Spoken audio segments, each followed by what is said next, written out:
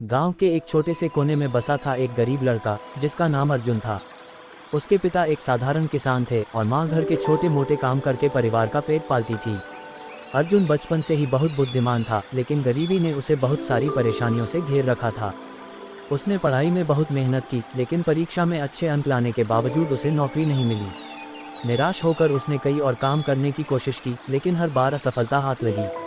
एक दिन अर्जुन उदास मन से गांव के बाहर जंगल की ओर चला गया।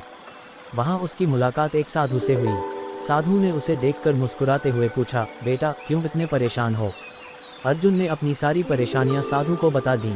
साधु ने उसे ध्यान से सुना और फिर एक छोटी सी चमकती हुई पोटली उसकी ओर बढ़ाई। ये तुम्हारे भाग्य को बदल सकती है, साधु ने कहा। उस दिन अर्जुन ने ठान लिया कि वह अपने भाग्य को कोसना छोड़ देगा और सिर्फ मेहनत पर ध्यान देगा। उसने गांव में ही छोटे बच्चों को पढ़ाने का काम शुरू किया और धीरे धीरे उसकी पढ़ाने की कला पूरे गांव में प्रसिद्ध हो गई। कुछ ही महीनों में उसकी एक अलग पहचान बन गई। उसने ऑनलाइन शिक्षा का सहारा लिया और सोशल मीडिया पर अपने वीडियो डालने शुरू कर दिए। उसकी मेहनत रंग लाए और देखते ही देखते वह एक मशहूर शिक्षक बन गया।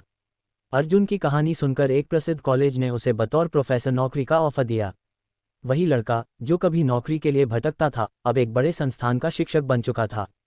अर्जुन ने अपनी सफलता का श्रेय उस साधु की बातों को दिया। उसने समझ लिया था कि भाग्य से ज़्यादा महत्वपूर्ण है कर्म।